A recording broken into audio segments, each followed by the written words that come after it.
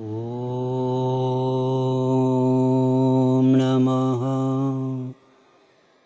सिद्धेभ्यः। ॐ नमः सिद्धेभ्यः।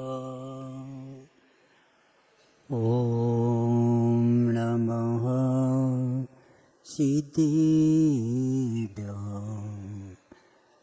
विश्वविज्ञं विधिं वेदं वीरं विराग्यवैभवं संगमुक्तं यजैर्बुद्धं केशवं शम्भवं शिवम्। अहिंसामय विश्व धर्म की सर्वोदय संत आचार्य गुरु श्री विद्यासागर जी महाराज जी की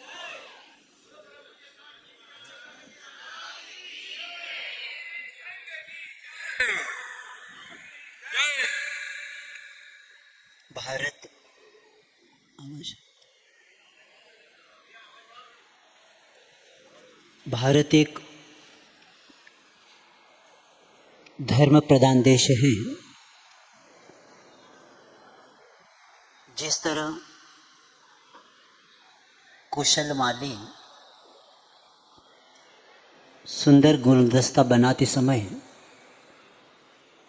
रंग बेरंगे उस फूलों के द्वारा मनमोहक सुंदर ऐसा गुलदस्ता बनाता है, उसी तरह भारत में धर्म, जाति, संप्रदाय, पंथ आदि के द्वारा ये हमारा भारत का गुलदस्ता बना है। और जिस तरह फूल में सुगंधि होती है, उसी तरह भारत के प्रत्येक धर्म, पंथ और प्रत्येक नागरिक फूल है और अहिंसा उसकी सुगंधि है। और ऐसी सुगंधि को हम रोक नहीं पाए और वह सुगंधि पूरे विश्व में फैल गई और महात्मा गांधी जी के जन्म दिवस के उपलक्ष्य में संयुक्त राष्ट्र संघ ने इसको जागतिक अहिंसा दिन मनाया गया। इसलिए आज हम यहाँ उपस्थित हुए हैं क्योंकि भारत के इस पवित्र वसुंधरा पर महान आत्माएं आकर आत्म कल्याण के साथ प्राणी मात्र के लिए उपदेश दिया और हम लोग परम सौभाग्यवान हैं, ऐसी पवित्र वसुंधरा पर हमारा भी जन्म हुआ है। आज जितने भी तीर्थंकर, ऋषि मुनि, ईश्वर, संत, महंत, मौलवी, भंते, जितने भी प्रत्येक धर्म के जो साधु है, इन लोगों ने एक ही शब्द बताया, अहिंसा परमो धर्म।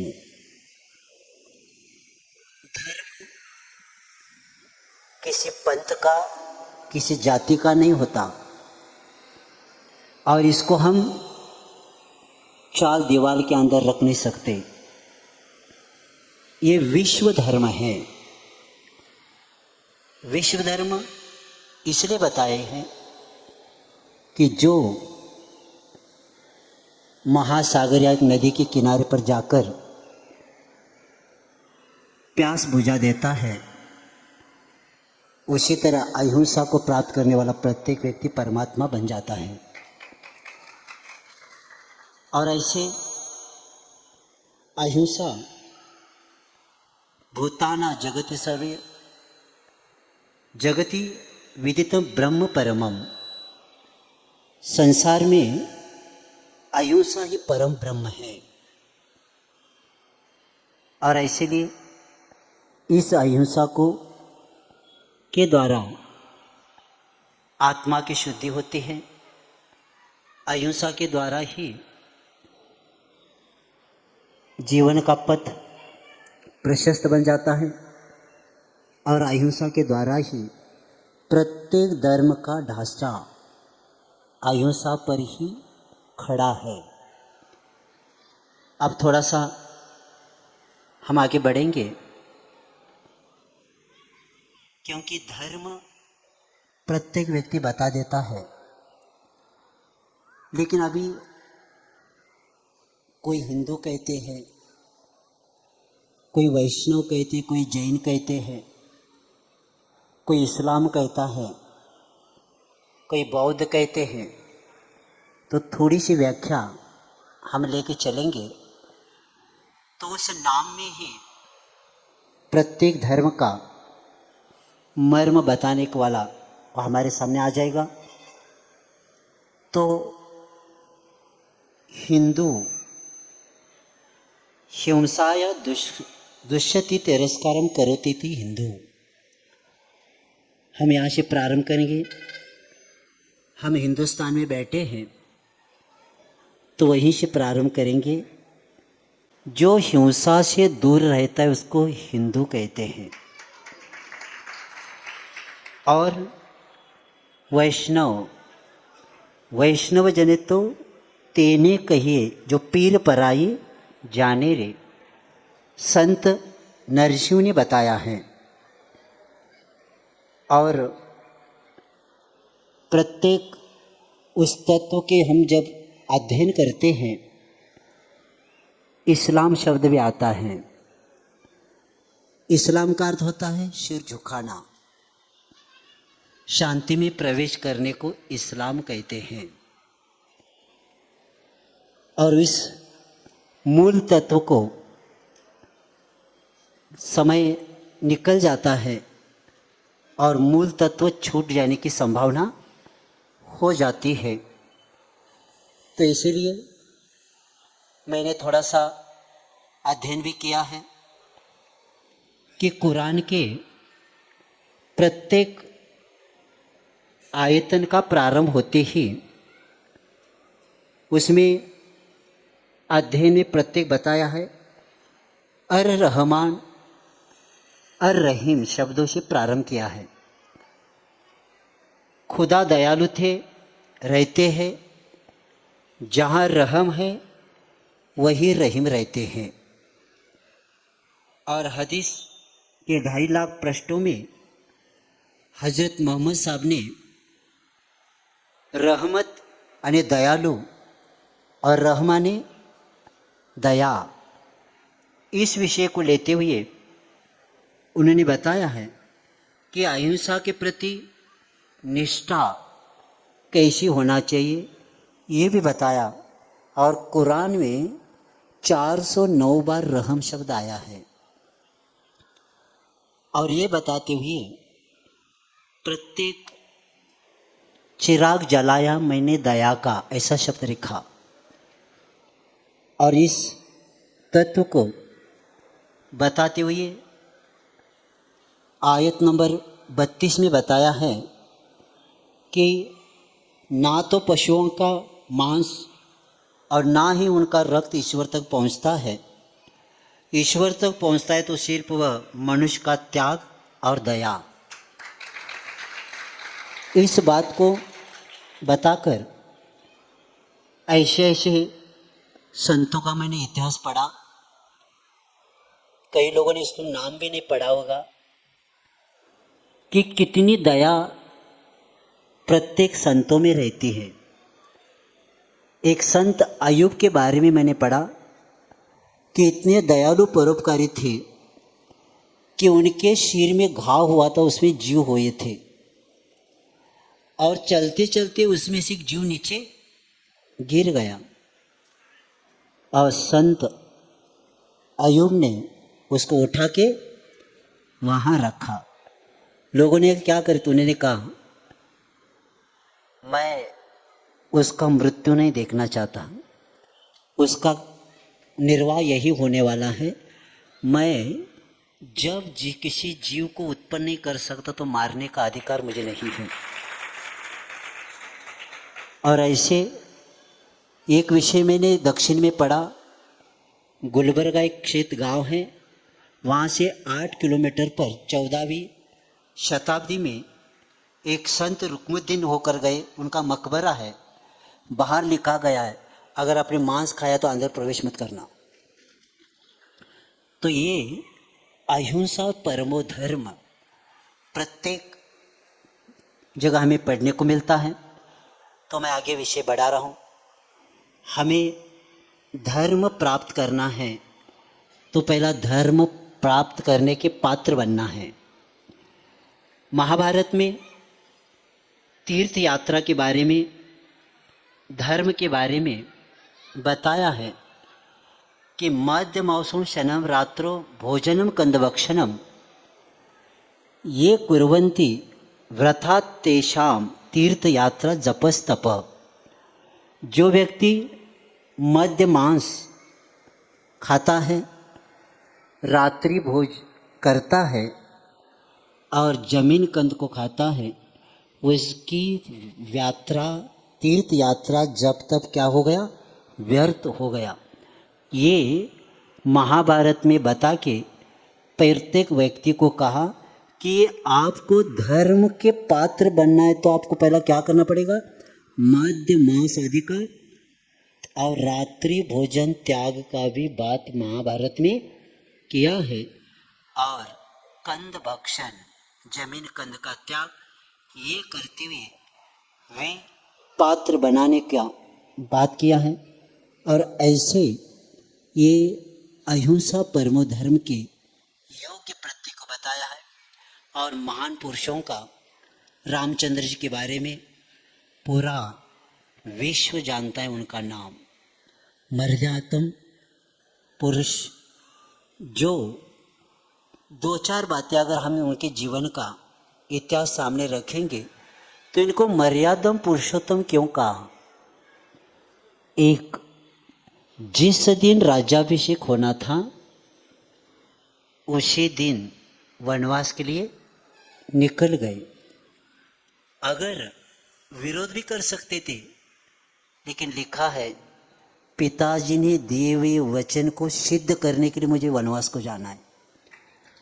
और ये बात करते हुए जैनाचार्य गुणभद्र आचार्य उत्तर पुराण में बताते हैं कि 14 साल वनवास में रहने के बाद भी इन्होंने संयम का पालन किया, ने ब्रह्मचर्य का पालन किया। इसे इक्षांग को कुल केसरी का उपमा दिया इनको।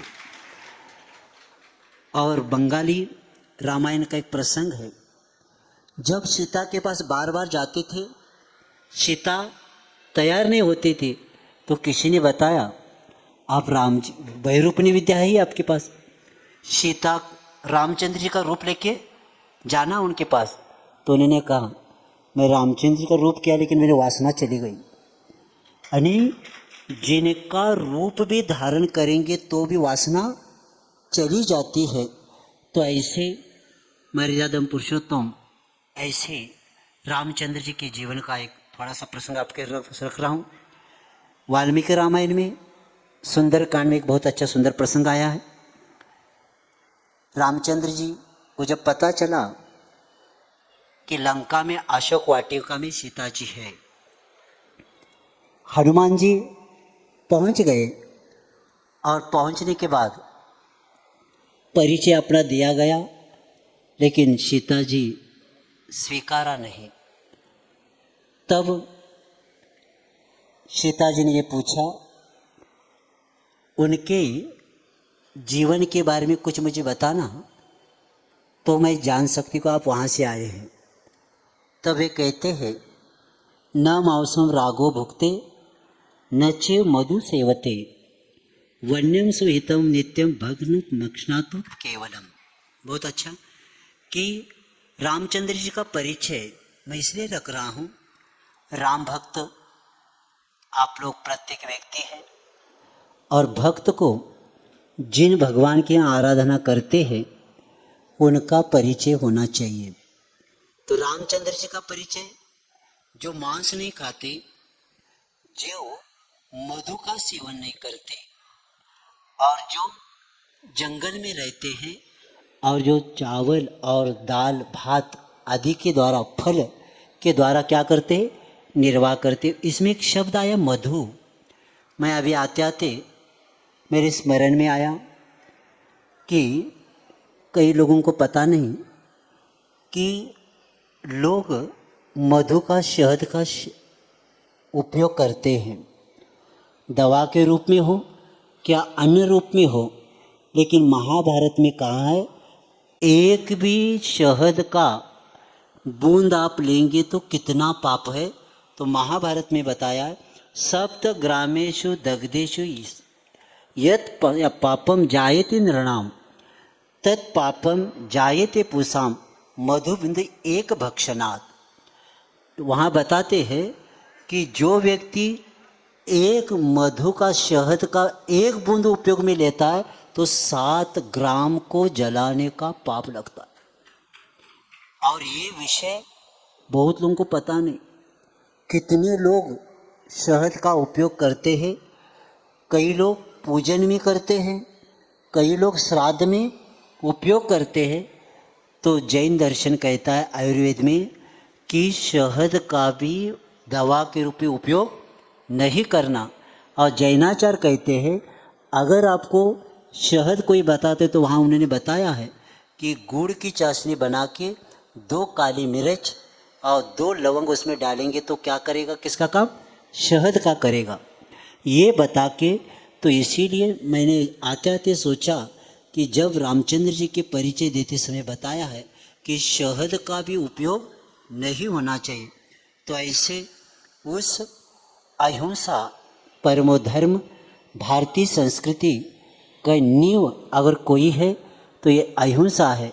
मैं विषय आगे बढ़ा रहा हूँ और हिंसा दुर्गति का कारण है।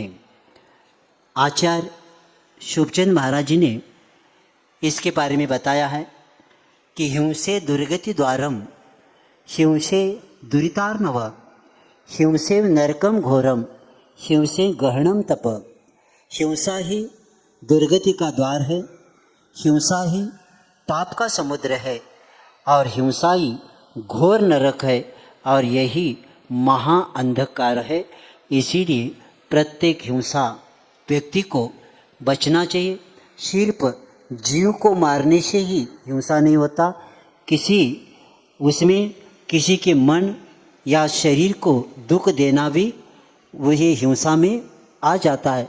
तो ऐसे हिंसा से बचे, क्योंकि जितने भी लोगों ने दुखों को प्राप्त किया, क्योंकि नीतिकार कहते हिंसा प्रसूतानि सर्व दुखानि, दुखों को अगर कोई जन्म देती है तो वह हिंसा ही देती है।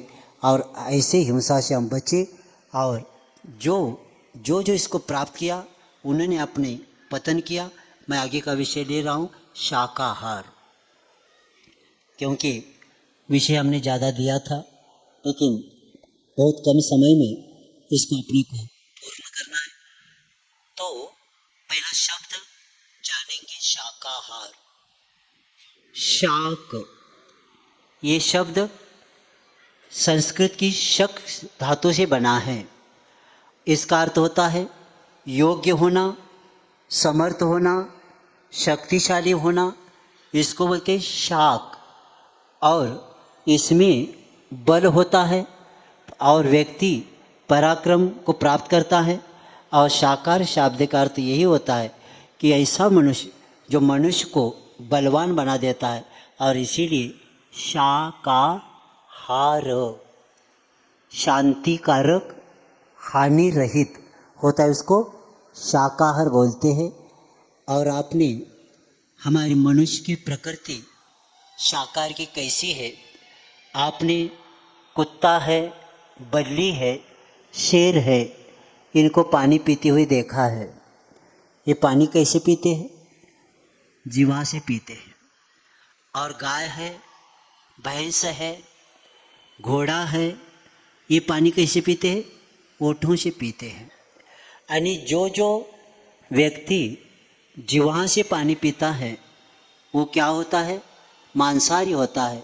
और जो ओठों से पीता है वो क्या होता है? शाकाहारी होता है। और उनका शरीर की रचना भी देख लेना, उनके नाखून नोकदार होते हैं और शाकाहारी के चपटे होते हैं। उनके दांत और मांसाहारी के दांत, इसका भी देख लेना। और उनकी शरीर की रचना और हमारे मनुष्य की शरीर रचना में बहुत अंतर होता है। इसीलिए शाकाहार ही हमारा लक्ष्य रहेगा। और इस बात को बताते हुए एक वैज्ञानिक ने बताया है कि जो व्यक्ति मांसाहार करता है उसका एक दिन में 20,000 धड़कन ज़्यादा रहते हैं।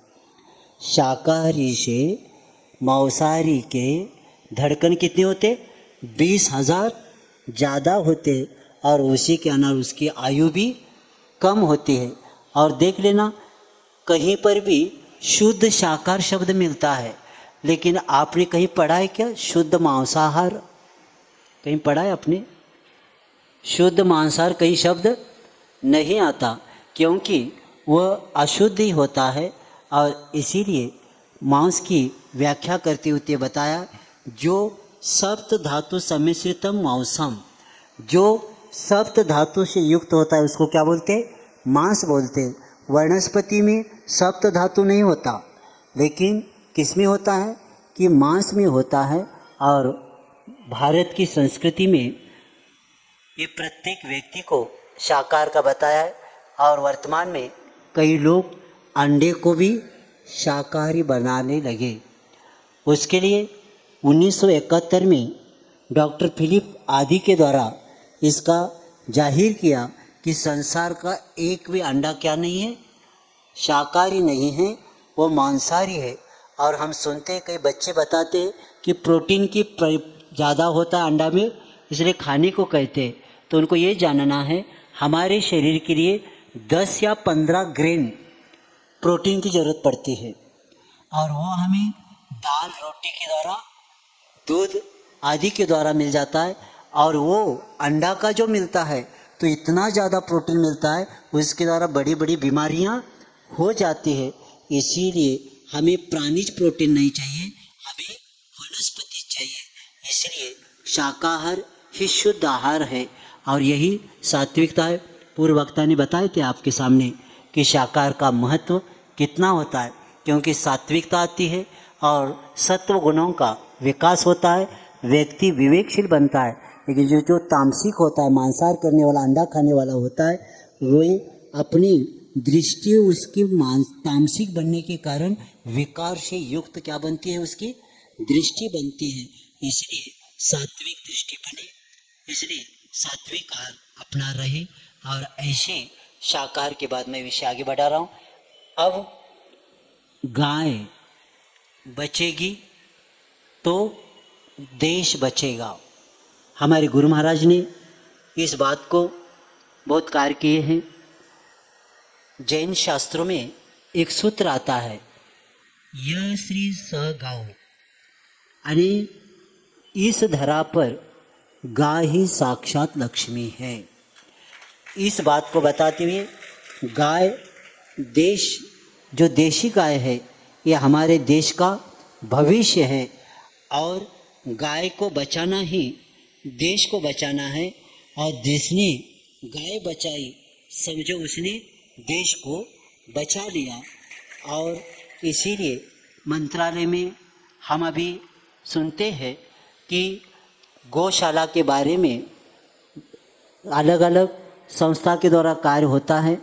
लेकिन मैंने एक जगह पढ़ा था कि सरकार अरबों रुपए खर्च करते मछली के बोर्ड में, बकरी के बोर्ड में, ऊंट के लिए खर्चा करते, लेकिन आज तक गाय की रक्षा के लिए कोई भी बोर्ड नहीं बना। और इसलिए गाय मंत्रालय भी बनना चाहिए। और ये बनेगा तो गाय बचेगी। और गाय को जब महाभारत का युद्ध समाप्त हो गया, पर्यावरण, आर्थिक हानि हो गई और पांडव और श्री कृष्ण जी बैठे हैं, ये जो अभी पर्यावरण और आर्थिक नुकसान हुआ है उसको ठीक करना है तो क्या करना। तो श्री कृष्ण जी ने इतना कहा कि गो पालन काम हो जाए, हमारा सर्प अर्थव्यवस्था बन जाएगी। और जब महाभारत का इतना युद्ध बड़ा होने के बाद अर्थव्यवस्था ठीक करने के लिए गोपालन की चर्चा होती है और हमारे देश में देश स्वतंत्र हुआ तब, और अभी की संख्या हम देखते हैं कि कत्तलखाने दिनों दिन बढ़ते जाते हैं और सरकार सत्ता पर आने से पहले गाय की पूजा करते हैं और सत्ता में आने के बाद भी गाय की क्या करते हैं, पूजन करते हैं। लेकिन कत्तलखाने का आगे विषय बढ़ता ही जा रहा है। तो इसीलिए प्रत्येक कर्तव्य व्यक्ति का होता है कि गाय को हमें बचाना है और गाय को बचाएंगे तो हमारा आगे का इतिहास। मैं एक मुस्लिम एक विद्वान की एक विषय आपका विषय रख रहा हूँ कि एक मुस्लिम विद्वान ने लिखा है कि मैं कृष्ण वंशी हूँ, हम लोग गाय को पालते हैं। तिब्बे नबी किताब का हवाला देते हुए इलाही सिंह जी ने कहा कि मोहम्मद साहब ने कहा है कि गाय का दूध तंदुरुस्ती है, गाय का मांस बीमारी है और गाय का घी ये दवा है।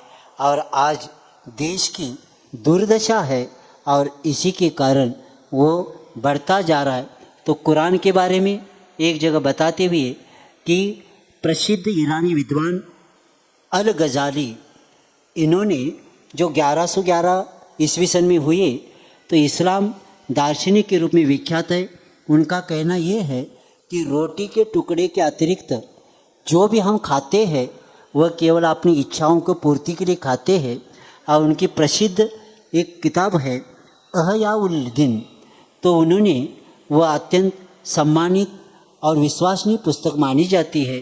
तो उस पुस्तक के दूसरे भाग के प्रश्न नंबर 23 पर 17 से 19वीं पंक्ति के बीच में आपने एक ऐतिहासिक कथन करते हुए कहा कि गाय का मांस मर्ज यानी बीमारी है, उसका दूध सिपाने स्वास्थ्य के लिए ठीक है और उसका घी दवा है। ऐसे बताते हुए ये कुरान आदि में इसके बारे में बताया है और इसीलिए हमें गाय को बचाना है और प्रत्येक व्यक्ति का कर्तव्य है। आज हम देखते हैं भारत में लोग, हमारी पहला संस्कृति क्या थी, पहले के लोग सुबह उठते ही अपने अपने आराध्य देव के पास जाते थे। लेकिन आज सुबह उठते उठते गॉड को नहीं जाते और डॉग को लेके जाते हैं। तो इसीलिए आचार्य विद्यासागर जी के शब्द में आपके सामने रख रहा हूँ। आजकल गृहस्थों ने गाय रखना बंद कर दिया है। कार, मकान, दुकान, सप्त व्यसन, जुआ, शराब आदि में पैसा बर्बाद कर रहे, लेकिन ये गाय नहीं खरीद कर पा रहे। और गाय के दूध से कैंसर, कोलेस्ट्रॉल, हृदय रोग, कोढ़, ब्लड प्रेशर आदि बीमारियां ठीक होती है और गाय का दूध बुद्धिवर्धक होता है। और इसीलिए वे बताते कि 2400 यानी 24,750 मनुष्य एक गाय के जीवन भर के दूध से तृप्त हो सकते हैं। और गाय पर प्रेम से हाथ फेरने से ब्लड प्रेशर भी ठीक हो जाता है। और गाय की पीठ पर सूर्य केतु स्नायु होता है जो हानिकारक विकिरण को रोककर वातावरण को स्वच्छ कर देता है। और हवन में भी घी का प्रयोग से वातावरण शुद्ध होता है और ओजोन की जो पटल है वो मजबूत होती है। और गाय के रोम और निश्वास से भी बीमारियां ठीक हो जाती है। और गाय के बछड़े के रंभाने के आवाज़ से मनुष्य की कई मानसिक बीमारियां, विकृतियां अपने आप नष्ट हो जाती हैं। और गाय के गोबर से टीबी, मलेरिया के कीटाणु भी नष्ट हो जाते हैं। इसीलिए गाय एक ऐसी वस्तु है कि उसी के द्वारा बड़े बड़े कार्य होते हैं। इसीलिए हमें गाय को बचाना है और पर्यावरण का विषय मैं आपके सामने रख रहा हूँ। पर्यावरण इसलिए महत्वपूर्ण है कि पर्यावरण के पीछे इतने हमारे देश में दिनों दिन हानि होती जा रही है। उसका कारण बताते हुए बताया है कि भूमि का प्रदूषण, जल का प्रदूषण, वायु का प्रदूषण और उसके द्वारा भूमि का प्रदूषण, ऐसे रासायनिक खाद डाला जा रहा है, कीटनाशक वस्तु फेंकी जा रही है, पॉलीथीन आदि का उपयोग भूमि की उर्वरा शक्ति को नष्ट कर रही है। कत्ल खानों से जो चीख निकलती है उसके कारण भूमि का जल का स्तर नीचे नीचे जा रहा है और इसी के कारण वर्षा भी कम हो रही है। इसीलिए भूमि के प्रदूषण से बचना है। जल के प्रदूषण इतना बढ़ता जा रहा है कि दूषित अब नदी नाले बनने लगे। हम फोटो में अभी देखना है नदी कैसी बहती थी, क्योंकि इतनी बड़ी बड़ी नदियाँ भी अभी क्या बन गए, नाले बन गए। पशु पक्षी की हत्या होने लगी, तालाबों और नहरों का जल दूषित हो गया और कचरा आदि नदी में बहकर उसमें रुक जाने लगा और जल के प्रदूषण से संक्रामक बीमारी होती जा रही। और ऐसे इस जल प्रदूषण से बचना है। वायु प्रदूषण तो इतना बढ़ता जा रहा है कि स्वच्छ हवा श्वास लेना भी मुश्किल हो गया है। और एक मेरे पास विषय आया था कि आपके छतरपुर के पास एक बहुत बड़ा जंगल काटने की संभावना 2 लाख या 2.25 लाख क्या हो रहे पेड़ काटे जाएंगे। और उसके लिए बता, छतरपुर के बक्सवा क्षेत्र का जंगल जहाँ हीरे निकालने के लिए लाखों पेड़ काटेंगे। और ये जब मेरे पास लेक आया तो हमने इसको पढ़ा तो उन्होंने इसमें लिखा है कि ऐसे ऐसे पेड़ है इसमें कि 40,000 पेड़ सागौन के हैं। इसके अलावा पीपल, तेंदू, जामुन, बहेड़ा, अर्जुन जैसे औषधियों के बहुत इतने पेड़ है और ऐसे पेड़ भी तोड़ने की संभावना है। तब जब मैंने लेख पढ़ा तो मुझे एक विदेशी का एक लेख मिला था। उन्होंने कहा इन्होंने तो उसके हीरे निकालने के लिए कहा। तो विदेश का विद्वान लिखता है पूरे विश्व का, जैसे पानी एक जगह रुकता है ना, तो पूरे विश्व का सोना, चांदी, हीरे अगर कोई है तो पूरे भारत में है। भारत में कहाँ का खोदेंगे, प्रत्येक जगह हीरा और ये भरे हुए है। इसीलिए जैसे एक पेड़ काटने के लिए कानून के लिए क्या किया जाता है, दंड दिया जाता है। लेकिन आज वर्तमान में हम देखते हैं ये हीरा प्राप्त करेंगे लेकिन कितने लोगों का नुकसान हो जाएगा। उसमें इतने पशु भरे हुए हैं। और पहले मैंने इसमें रिपोर्ट दिया है कि पहले तो उन्होंने बताया इसमें बहुत पशु है, लेकिन 5 साल में रिपोर्ट उन्होंने बदल दिया और उन्होंने कहा इसमें अब पशु ज़्यादा है ही नहीं, इसलिए उसको क्या कर सकते, हिरण, मोर आदि ज़्यादा है ही नहीं। ऐसे करके इसको क्या करना चाहिए, ये जो कंपनी इसको मांग रही है उसको देना चाहिए। लेकिन इसके लिए सब भारतीय नागरिक का कर्तव्य होता है कि हमारी प्रकृति का कलेजा खोदने की जो तैयारी किया जा रहा है इसके लिए सब जनता क्या होना चाहिए, खड़े होना चाहिए। और हमें आपका हीरा नहीं चाहिए, आपके करोड़ रुपए का हीरे से अच्छा हमारा एक वृक्ष रहेगा और एक हमारा वस्तु रहेगा, हमारा जंगल रहेगा। हमारा पर्यावरण ठीक रखना है और ये पर्यावरण को ठीक करने के लिए प्रत्येक नागरिक को आगे आना चाहिए और ये भाव प्रत्येक व्यक्ति के पास होना चाहिए। और व्यसन के बारे में 1-2 विषय रखकर मैं समाप्त करता हूँ क्योंकि मुझे समय पर छोड़ना है। और व्यसन नरक द्वार, व्यसन जो आत्मा से विमुख कर देता है उसको व्यसन बोलते हैं।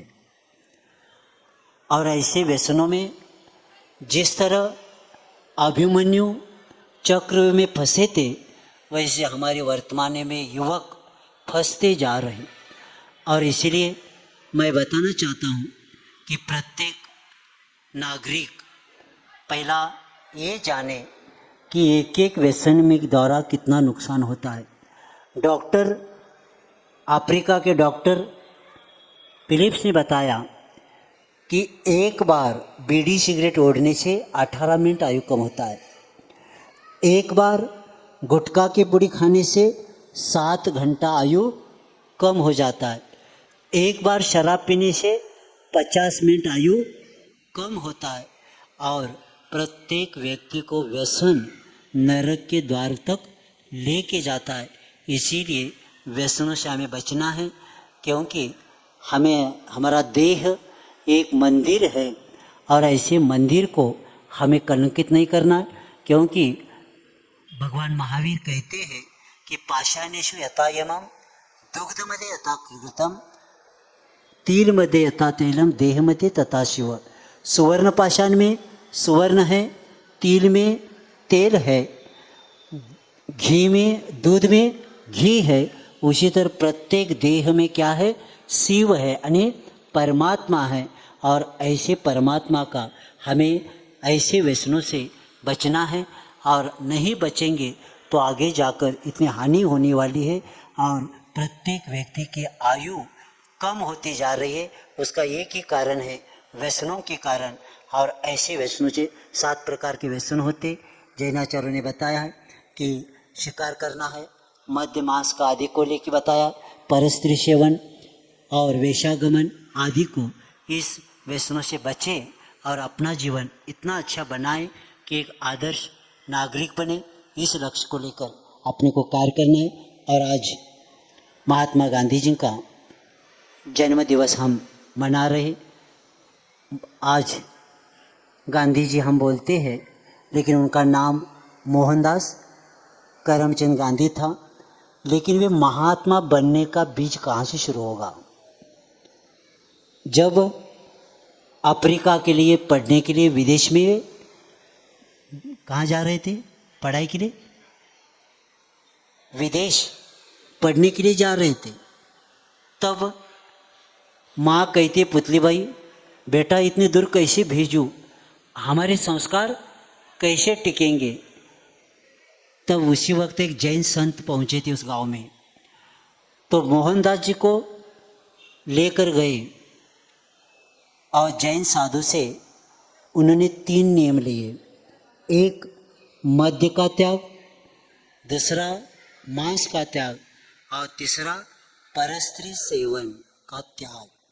ये 3 नियम लेकर गए थे मोहनदास। इन 3 नियम के कारण क्या बन गए? वे आगे महात्मा बन गए। और उनके जीवन में कोई प्रसंग इसलिए मैं भी बताना जरूरी है। महात्मा गांधी जी का जीवन अहिंसा के पुजारी थे। तो उनके सुपुत्र बहुत बीमार पड़ गए थे और डॉक्टर ने उनको ये बताया, मांस का सूप नहीं दिया तो ये जिंदा नहीं रहेंगे। तब गांधी जी ने कहा, चाहे जो परिणाम हो लेकिन मांस का सूप नहीं देंगे। और बच्चा बगैर मांस के प्रयोग से उन्होंने क्या किया? बचा दिया। और ऐसे महात्मा जी जो अहिंसा के पर विश्वास रखते थे, वे ईश्वर में भी विश्वास रखते थे। और वे एक बार हरिद्वार गए थे, रात का समय है, और देखा कई लोग रात में मक्खियाँ उड़ रही थी, इधर उधर गंदगी थी और भोजन कर रहे थे। तो वे 9 अप्रैल 1915 में हरिद्वार में उन्होंने व्रत लिया कि सूर्यास्त के पूर्व मैं क्या करूँगा? आहार करूँगा। सूर्य अस्त होने के बाद मैं क्या नहीं करूँगा? आहार नहीं करूँगा। उसके पहले ही सूर्योदय में ही करूँगा। और 5 केवल वस्तु लेंगे। और सप्ताह में एक बार सोमवार के दिन हम क्या रहेंगे? मौन रहेंगे। और ऐसे करते हुए अपना उन्होंने जीवन व्यतीत किया। मैं पर्यावरण की भी बात रखा। गांधी जी के जीवन में वो वर्धा का एक प्रसंग होगा कि गांधी जी को आम के 3 पत्ते चाहिए थे काढ़ा बनाने के लिए।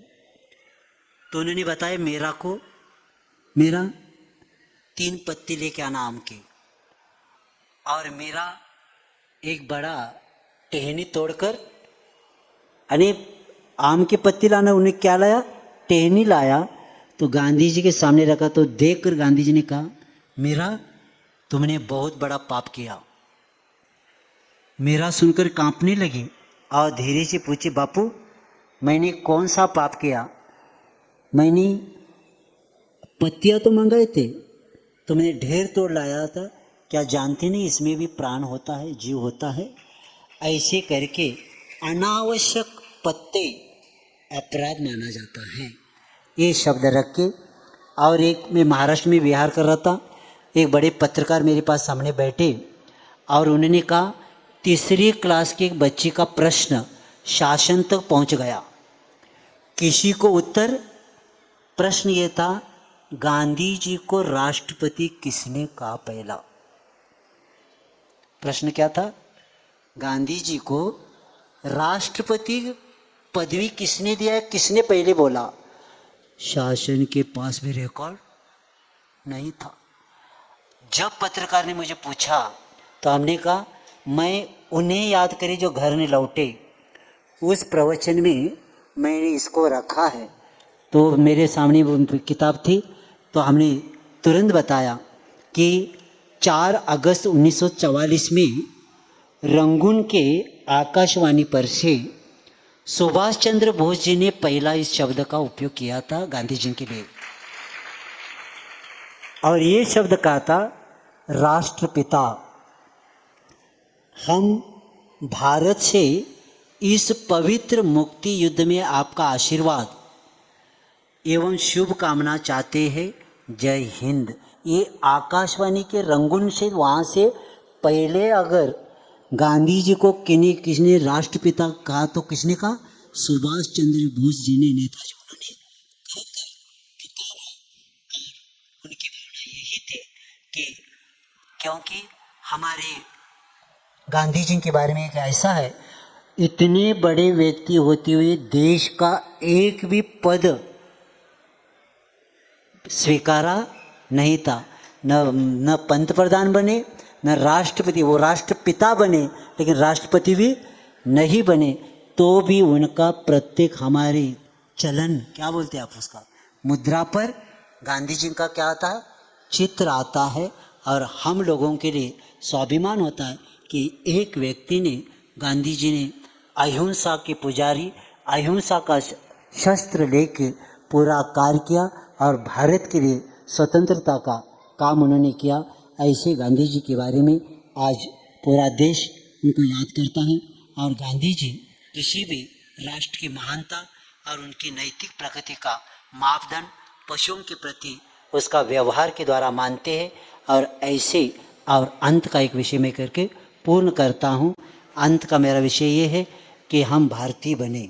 स्कूलों में हम जब पढ़ते थे, और आप लोग भी, हम प्रतिज्ञा बोलते थे, भारत मेरा देश है। लेकिन आज वर्तमान में हमारे बच्चे भारत मेरा देश है नहीं बोलते, क्या बोलते? India is my country. यहाँ से हमारा पतन शुरू हो गया। हम आज गांधी जी के जन्म दिवस और अहिंसा के इस विश्व दिवस के दिन पहला आज ये करें, हम भारत को भारत बोले, इंडिया नहीं बोले, क्योंकि इंडिया का अर्थ क्या होता है? हमारे गुरु महाराज इसके बारे में बहुत विषय रखे हैं। इंडिया का अर्थ 3 बताए हैं, पुअर, क्रीमियर पीपल, ओल्ड फैशनर्स। 3 शब्द बताए। इंडिया का अर्थ ये है जहाँ गरीब लोग रहते हैं, जहाँ गुनहगार रहते हैं, और जो पुरानी चाली रीति को चलाते हैं उसको इंडिया बोलते हैं। और हमारे बच्चों को ये पता नहीं, और प्रत्येक व्यक्ति इंडिया बोलता है। कभी कभी मैं सुनता हूँ कि भारत के जो नए नए मंत्री बनते हैं शपथ विधि में भी इंडिया शब्द उपयोग करते हैं। इसीलिए इंडिया शब्द जब तक नहीं हटेगा तब तक हमारा कार्य नहीं हो सकता, क्योंकि विश्व में एक ही हमारा भारत ऐसा देश है जिसको दो नाम है। मैं पूछना चाहता हूँ, जैसे हमारे पंत प्रधान जी का नाम है नरेंद्र मोदी, अब इंग्लिश में क्या करेंगे? क्या करेंगे? इंग्लिश में क्या बनेगा? गुजराती में क्या बनेगा? नरेंद्र मोदी। जब तो भारत का अंग्रेजी में क्या होगा? भारत ही होगा। तो इसीलिए हमें याद रखना है, हम भारत भाने धर्म, धर्म जहाँ के लोग रत रहते हैं। और हमारे दादा गुरु ज्ञान सागर महाराज जी कहते हैं कि मनुजो मानव भूयात भारत प्रतिभा रत हो। हे मानव, मनुज मानव हो और प्रतिभा रत रहे। ये भारत कैसा रहे? भारत प्रतिभा रत रहे। ऐसे यानी मनुष्य बुद्धि और गुणों के विकास और संस्कारों के संवर्धन से मानव बने और भारत क्या बने? प्रतिभा में निमग्न हो। ये लक्ष्य अपने को रखना है। और ऐसे उस भारत के बारे में, और भारत एक सोने की चिड़िया है। सुना है आपने? भारत क्या है? सोने की चिड़िया। ये कब तक थी सोने की चिड़िया? 1835 तक। कब तक थी? 1835 तक भारत सोने की चिड़िया थी। और हाउस ऑफ कॉमन्स ब्रिटिश संसद में एक लॉर्ड मैकेले ने अपने भाषण दिया, और भारत का पतन कहाँ से शुरू हो गया? तो मैकेले कहते हैं, मैंने भारत की चतुर्विध यात्रा की है, मुझे इस देश में एक भी याचक और चोर देखने को नहीं मिला। मैंने इस देश के सांस्कृतिक संपदा से युक्त उच्च नैतिक मूल्य से तथा असीम क्षमता वाले व्यक्तियों के दर्शन किए हैं। मेरे दृष्टि में आध्यात्मिक एवं सांस्कृतिक विरासत जो भी इस देश का मूलदंड है उसको खंडित किए बिना इस देश पर विजय प्राप्त नहीं कर सकते। और मैं प्रस्ताव करता हूँ कि इस देश की प्राचीन शिक्षण पद्धति, हमारा भारत सोने की चिड़िया कब तक थी?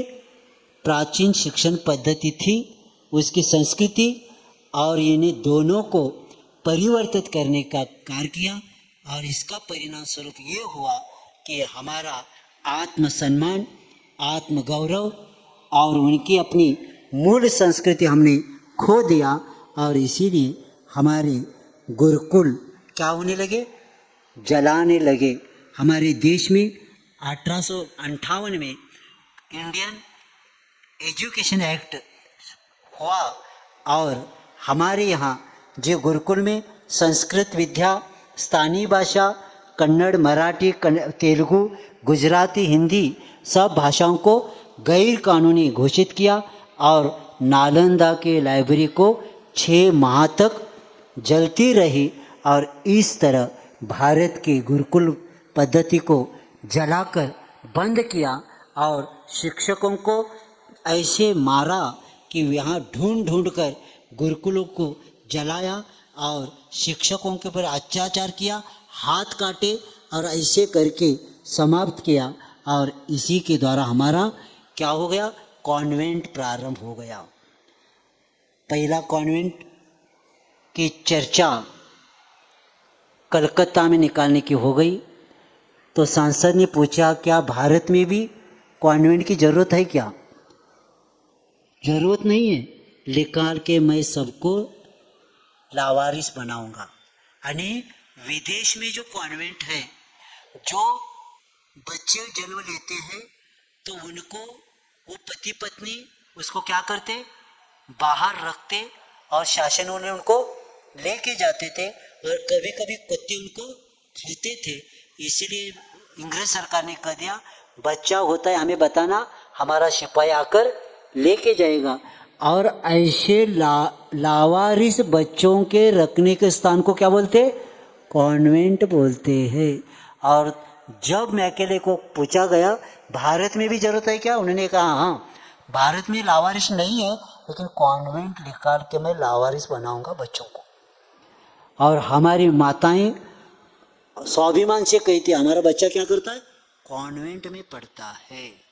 तो ये इससे आपको बचना है, मातृभाषा में शिक्षा आपको देना है, क्योंकि अंग्रेजी पढ़ने से साइंस करंट एक पत्रिका है, उन्होंने बताया है कि हमारी परीक्षण के रिपोर्ट के अनुसार अंग्रेजी बोलते समय दिमाग का सिर्फ बायां हिस्सा काम करता है, अंग्रेजी बोलते समय बायां हिस्सा काम करता है, जबकि हिंदी, मराठी, कन्नड़, तेलुगु जो भी है वो बोलते समय दायां और बायां दोनों सक्रिय हो जाते, जिसके दिमाग स्वस्थ और तरोताजा होता है। और मैं बताना चाहता हूँ कि अंग्रेजी कई लोगों की मान्यता है अंतर्राष्ट्रीय भाषा है, तो उनको ये याद रखना है कि हमारे भ्रम है 204 देश, कितने 204 देश में सिर्फ 11 देशों में बोली जाती, पढ़ी जाती, समझी जाती है, और बाकी के देशों में अंग्रेजी समृद्ध नहीं, दरिद्र भाषा मानते हैं, क्योंकि अंग्रेजी वालों के पास सिर्फ 12,000 ही शब्दकोश है, लेकिन राष्ट्रभाषा हिंदी में 77,000 क्या है शब्दकोश है। इसलिए हमें इसे बचना है। किसी भाषा का विरोध नहीं है, मातृभाषा में पढ़ने से हमारा क्या होता है, बच्चों का विकास होता है और ज्ञान ग्रहण होता है, और जिस भाषा में विद्यार्थी बारीकी के साथ वस्तु का यथास्वरूप चिंतन करता है तो उसे प्राप्त करता है। तो ऐसे उस भाषा को लेके, और जब तक हमारे देश में सिर्फ, क्योंकि अभी हम बच्चों को पूछते, छोटे बच्चों को नौ किसको बोलते, नौ समझ में नहीं आता, और ये विषय आपको ज़्यादा जानकर लेना है तो हमारे एक किताब के ऊपर, एक पुस्तिका ऊपर एक लघुपट निकल गया है, आपके मोबाइल में है, उसका विषय है मातृभाषा समय की मांग। राष्ट्रपति पुरस्कार और आदर्श पुरस्कार जो शिक्षक लोग हैं उनके सामने मेरा कोल्हापुर जिले में प्रवचन हुआ था, और उसके ऊपर एक मुंबई से वो लघुपट 28 मिनट का निकल गया है, आप ज़रूर देख लेना। मैं इतना विषय नहीं बता पाता, और उसमें सब बताया है अंग्रेजी पढ़ने से क्या होता है, और एक जानकारी के लिए भाषा पढ़ना है, लेकिन पूरी भाषा अंग्रेजी में नहीं पढ़ना चाहिए, एक ही ज्ञान के अनुसार पढ़ना चाहिए, नहीं तो क्या नुकसान होता है वो बताया। और अंत में संत के बारे में बनकर मैं समाप्त करता हूँ। आज बहुत संतों को, आज हमें यहाँ कई लोगों का नाम मैं पहली बार सुना हूँ, और वैसे हर 2 अक्टूबर को मैं कार्यक्रम लेता हूँ, महाराष्ट्र में बहुत बड़े बड़े कार्यक्रम हुए, तो उसमें संत की बात चल रही थी। वह मैथिली शरण गुप्त जो राष्ट्र कवि हैं, उनकी वो 2 लाइन याद आती हैं हमें कि पंथ अनेक संत सब एक, पंथ अनेक संत सब एक, न तो हूँ मैं अपना सिर टेक, जहाँ अहिंसा का अभिषेक, परम धर्म का वहाँ विवेक। ऐसे बताते हुए उस राष्ट्र कवि कहते हैं पंथ अनेक है लेकिन संत सब एक है, कहाँ, जहाँ अहिंसा का अभिषेक होता है, परम धर्म का वहाँ विवेक होता है। तो ऐसे सब संत, प्रत्येक संत धर्म की जितनी भी है, अगर ये काम आगे और बढ़ाए, क्योंकि मैं कई जगह प्रवचन करता हूँ, कई लोगों को ये भी पता नहीं एक बार मांस खाने के बाद कितना पाप लगता है, बाद में लोग रोते हैं। मैं प्रसंग एक बार रख रहा हूँ कि महाभारत में पूछा गया एक बार मांस खाने से कितना पाप लगता है, तो यावन्ति पशु रोमानी पशुघात्रीषु भारत तावद वर्ष सहस्रानि पश्यन्ति पशुघातक। जो व्यक्ति जिस पशु का मांस खाता है उसके शरीर में जितने रोम हैं, एक रोम के पीछे 1000 साल, जितने रोम हैं उतने 1000 साल उसको क्या किया जाएगा, पकाया जाएगा उस कर्म के कारण। इसीलिए आप लोग सावधान हो जाना, मांस से बचना, शुद्ध शाकाहार करना। आज वे और जैन संत बार बार स्पीकर पर भी बोला जा रहा था। मैं बताना चाहता हूँ, जैन के पीछे एक दिगंबर भी शब्द है।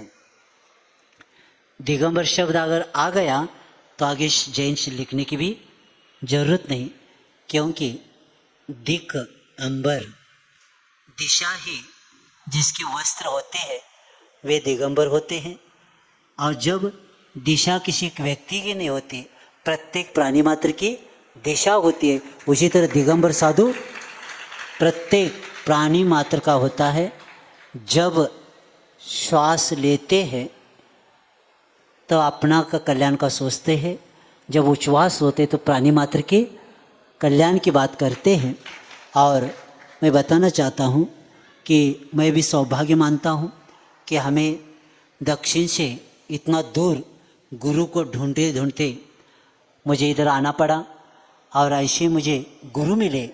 आचार्य विद्यासागर महाराज जी ने एक ऐसे गुरु मिले जो हमें, मैं ऐसा एक अनगढ़ पत्थर था जिस पत्थर से चटनी भी नहीं बढ़ती थी, ऐसे पत्थर को एक मूर्ति बनाने का काम शिल्पी ऐसे आचार्य विद्यासागर जी है।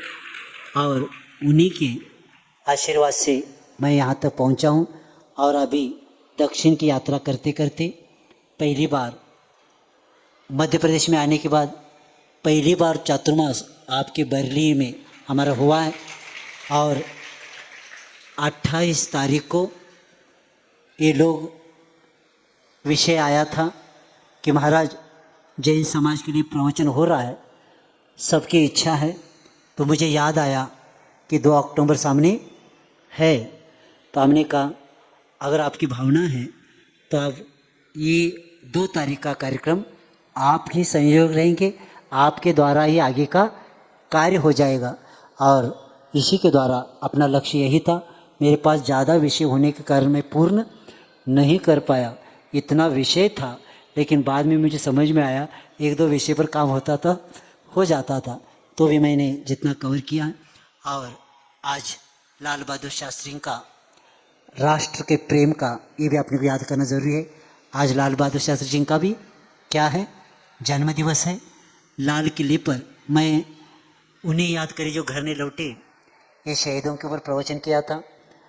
तो उसमें हमने ये लाल किले पर का उनकी 4 लाइन मैंने रखा था, मैं वो रखकर आपके सामने समाप्त कर रहा हूँ।